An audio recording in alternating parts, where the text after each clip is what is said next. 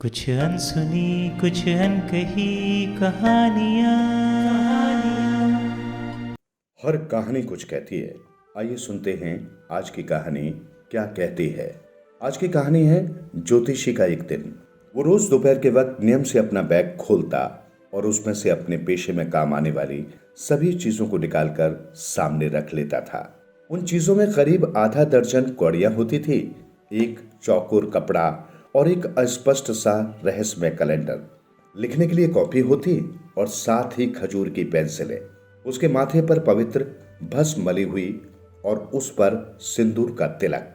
इस वक्त उसकी आंखें कुछ ज्यादा ही चमक रही होती, शायद ग्राहकों की तलाश और उम्मीद की वजह से।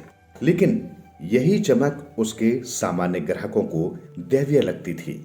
इसमें उन्हें अपना भविष्य नजर आता था, जिसे देखकर उन्हें बेहद आराम महसूस होता।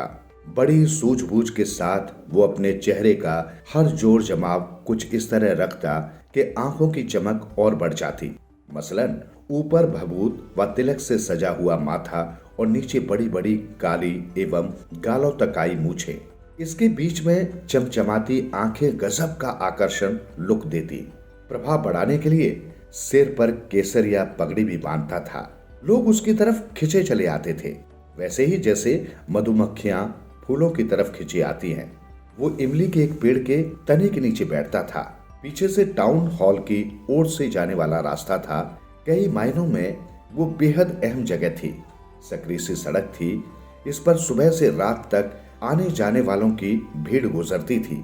हर छोटे बड़े पेशे से ताल्लुक रखने वाले लोगों ने पूरे रास्ते के दोनों तरफ अपनी दुकानें लगा रखी थी। दवाई की दुकानें थी तो चोरी के सामान की भी। जादूगर भी कहीं कहीं डेरा डाले हुए करतब करते दिखाई पड़ते थे। एक दुकान पर सस्ते कपड़े भी नीलाम होते थे। इस दुकान पर पूरा दिन लोगों का भारी जमावड़ा रहता था। उस ज्योतिषी के ही ठीक बगल में एक मूंगफली बेचने वाला अपना ठेला लगाता था। बड़ा बातूनी था। बेचता तो मूंगफली था, लेकिन उसे हर रोज कोई न कोई नया नाम दे देता। कभी बॉम्बे आइसक्रीम तो कभी दिल्ली के बादाम, और ऐसे ही रोज न जाने क्या क्या। उसके पास भी बड़ी संख्या में लोग आते थे और इस मूंगफली वाले के पास आने वाले कई लोग अक्सर पहले उस ज्योतिषी की दुकान पर भी रुका करते थे। वो ज्योतिषी अपना काम धंधा उस रोशनी में किया करता था जो बगल के मूंगफली वाले ठेले की सिगड़ी से आती रहती थी। साथ में धुआं भी, जो माहौल में अलग ही असर पैदा कर देता था, बिल्कुल जादुई सा। लेकिन इस जादुई असर के पीछे का सच ये भी था कि पूरे इलाके में स्ट्रीट लाइट की सुविधा नहीं थी। जो भी उजाला था वो दुकानों में जल रहे दिया बत्तियों का ही था। किसी दुकान पर गैस लाइट थी तो कहीं किसी ने लालटेन या भब का खंभों पर ही लटका रखा था। कोई पुराने साइकिल लैंप की मदद से काम चला रहा था। ज्योतिषी जैसे इक्का दुक्का दुकानदार ही ऐसे थे जो अगल बगल में मिल रही रोशनी से ही काम चला रहे थे और इन मध्यम लाइटों के बीच इधर उधर घूमते टहलते साए। कुछ इस तरह का माहौल था जो ज्योतिषी के लिए हर तरह से एकदम मुफीद था। शायद उसे इसकी जरूरत भी थी। इसकी वजह बड़ी साधारण सी थी कि ज्योतिषी ने जब काम शुरू किया तब न तो उसके पास इसकी कोई योजना थी न इरादा। वह नहीं जानता था कि लोगों के साथ अगले पल क्या होने वाला है। तारे सितारे ग्रह नक्षत्रों से वो बिल्कुल अनजान था, वैसे ही जैसे उसके पास आने वाले भोले भाले ग्राहक। इसके बावजूद जब लोग उसके पास आते तो उन्हें वो ऐसी बातें बताता जो लोगों के मन को भाती थी, अचरज में डालती थी। लेकिन ये सब बातें ऐसी होती थी जिनके लिए ज्यादा पढ़ाई वढ़ाई की जरूरत नहीं थी। बस चतुराई से थोड़े बहुत अनुमान लगाकर काम चल जाता था। हालांकि मेहनत तो उसमें भी लगती थी, इसलिए काम खत्म करने के बाद वो जो कमाई घर ले जाता था वास्तव में उस पर उसका हक होता था। उसने जब अपना गांव छोड़ा था तो उसके पास कोई कार्य योजना नहीं थी। कल को क्या करेगा, कैसे कमाएगा, कैसे खाएगा, कुछ भी नहीं। फिर भी उसने गांव छोड़ दिया क्योंकि वहां रहता तो उसे अपने पुरखों का ही काम आगे बढ़ाना पड़ता, जैसे खेत जोतना, फसल काटना, खाना पीना, बच्चे पैदा करना, परिवार का पालन पोषण, ऐसा कुछ और। लेकिन वो सब नहीं करना चाहता था, इसलिए बिना किसी से कुछ कहे सुने घर छोड़कर चल दिया। कुछ 100 किलोमीटर तक बिना रुके लगातार चलता रहा।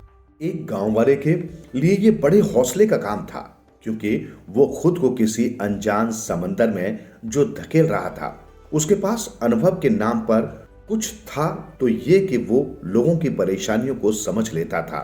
शादी, पैसा, रिश्तों में खटास, सामने वाले की किसी भी किस्म की दिक्कत को वो ताड़ लेता था। कुछ थोड़ी बहुत प्रैक्टिस की, इससे उसका हुनर कुछ और निखर आया। 5 मिनट में ही वो समझ जाता था कि उसके सामने जो बैठा है उसे क्या दिक्कत हो सकती है। हर सवाल का जवाब देने के वो 3 पैसे लेता था, लेकिन 10 मिनट बाद तब तक वो सामने वाले की हर बात को बड़े ध्यान से सुनता था। इस दौरान एक बार भी अपना मुंह नहीं खोलता था। इन 10 मिनटों में उसे जो कुछ भी सामने बैठा व्यक्ति बताता, उससे उसे जवाब और मशवरे देने के लिए काफी मसाला मिल चुका होता था। फिर बोलना शुरू करता, हथेली देखते हुए कहता, आप कोशिश तो खूब करते हैं, लेकिन आपको आपकी मेहनत के नतीजे पूरे नहीं मिलते। 10 में से 9 लोग उसकी इस बात पर हाँ में ही सिर हिलाते। नहीं तो वो सवाल करता, क्या आपके परिवार में कोई महिला है जिसका रवैया आपकी तरफ अच्छा नहीं है? दूर की कोई रिश्तेदार भी हो सकती है। इससे भी काम न चला तो वो स्वभाव या चरित्र का विश्लेषण कर देता। आपकी ज्यादातर समस्याएं आपके स्वभाव की वजह से हैं, लेकिन आप बच भी कैसे सकते हैं? शनि जो बैठा हुआ है गलत जगह पर, इसलिए आपके स्वभाव में धीरज नहीं है। बाहर से भी बेहद रूखा व्यवहार रहता है। बस ऐसे ही नुस्खे उसे लोगों के दिल में जगह दिला देते। लोग तब तक ये मान ही बैठते थे कि वो ज्योतिषी कोई पहुंचा हुआ आदमी ही है। ऐसे ही उसका काम चलता था। बगल के मूंगफली वाले ने जब अपनी सिगड़ी बुझा दी तो ये संकेत था कि अब ज्योतिषी को भी अपनी दुकान बढ़ा लेनी चाहिए। मजबूरी भी थी, क्योंकि अब उसे और काम करने के लिए रोशनी कहां से मिलेगी। जो थोड़ी बहुत रोशनी दूसरी दुकानों से आ रही थी, वो तो उसके ठिए के दूर ही आकर ठहरी थी। क्या करता? उसने भी अपना कौड़ी कैलेंडर समेटा और उसे बैग में डालने लगा। अभी वो सामान समेट ही रहा था कि उसने देखा एक आदमी उसकी दुकान के सामने खड़ा है। समझ गया कि ग्राहक ही होगा, जाने कैसे देता। सो कहने लगा, बड़ी चिंता में दिखाई दे रहे हो, यहाँ 1 मिनट बैठो। मुझसे कुछ बातें करोगे तो तुम्हारी परेशानी का कोई न कोई हल जरूर मिल जाएगा। लेकिन उस व्यक्ति ने ज्योतिषी की इस पेशकश पर कोई उत्साहजनक प्रतिक्रिया नहीं दी।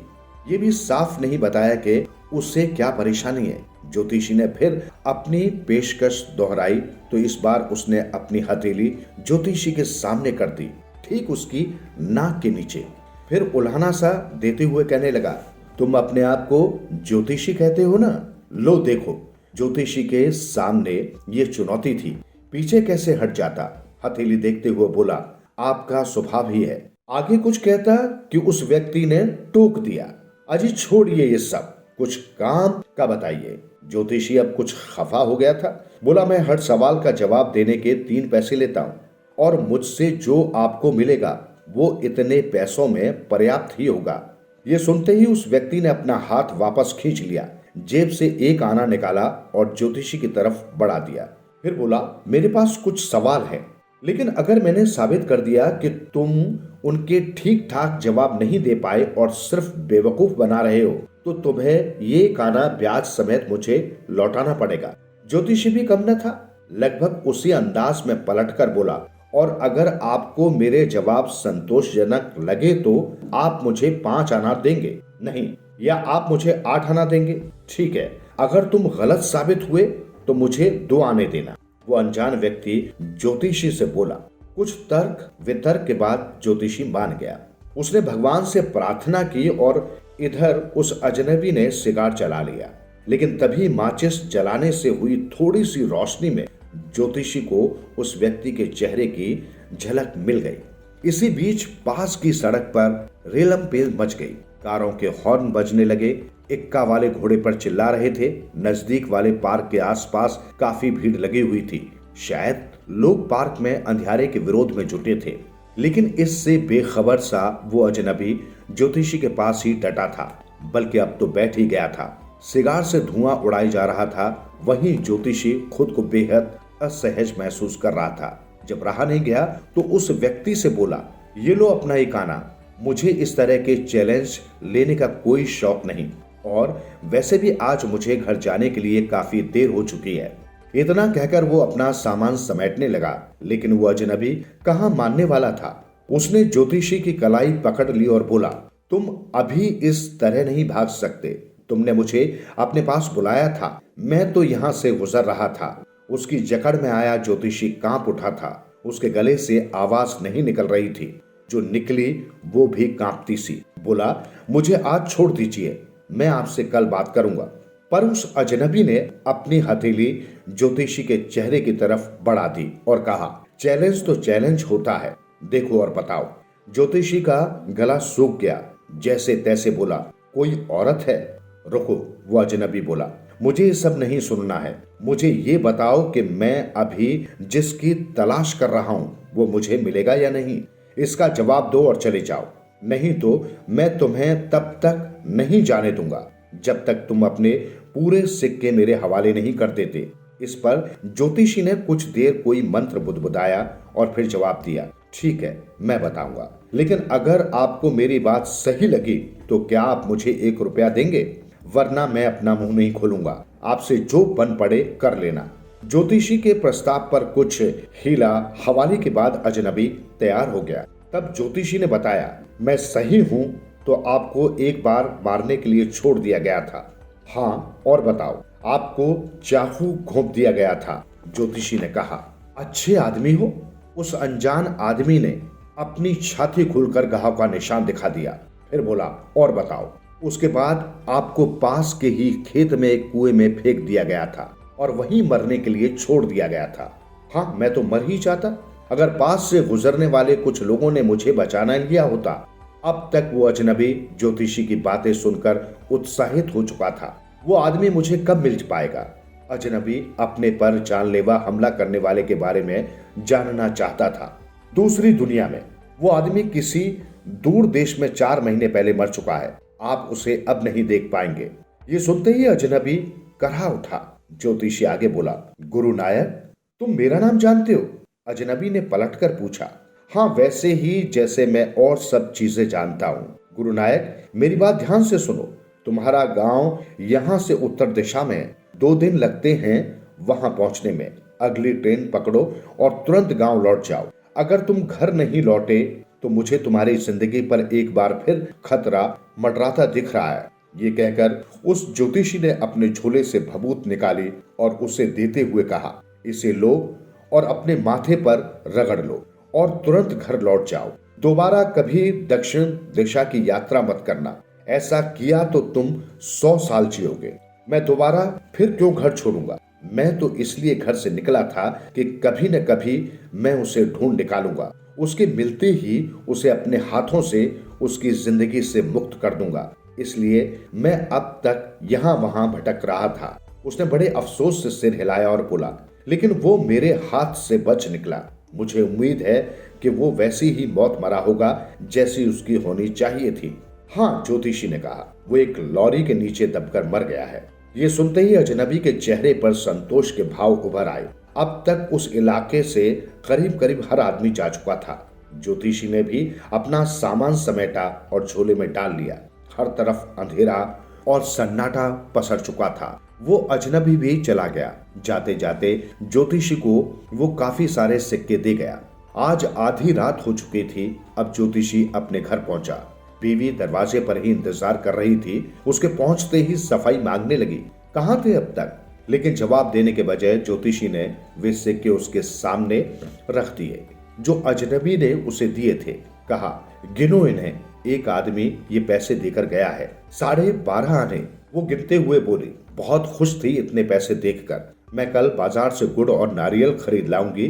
बेटी बहुत दिनों से कुछ मीठा खाने की मांग कर रही है। अब मैं उसके लिए कुछ अच्छा सा बना दूंगी। सुअर ने मुझे धोखा दिया। उसने मुझसे 1 रुपये देने का वादा किया था। ज्योतिषी बोला। उसकी बीवी उसको देखे जा रही थी। बोली, तुम कुछ चिंता में दिख रहे हो, क्या परेशानी है? नहीं, कुछ नहीं। रात का खाना खाने के बाद वो तख्त पर बैठे हुए बीवी से बोला, जानती हो, आज मेरे मन से एक बहुत बड़ा बोझ उतर गया। मैं अब तक इतने साल से यही सोचता था कि मेरे हाथ से एक आदमी का खून हो गया है, इसलिए मैं घर से भी भागा, यहाँ आया, तुमसे शादी की और यहीं का होकर रह गया। लेकिन वो जिंदा है। वो अचरज से बोली, तुमने हत्या की कोशिश की? हाँ, अपने गांव में। तब मैं एक बेवकूफ टाइप का लड़का था। हमने उस रोज खूब शराब पी थी, फिर जुआ खेला और इसके बाद हमारा झगड़ा हो गया। लेकिन अब उस बारे में क्यों सोचें? सोने का वक्त हो गया है, उसने कहा और लंबी व गहरी सांस लेने के बाद उसी तख्त पर लेट गया। सुनते रहो दिल से यूं ही कहानियां। कहानियाँ आपकी, हमारी और सबकी, जो दिलों को छू लेती है। सुनते रहें कहानियां।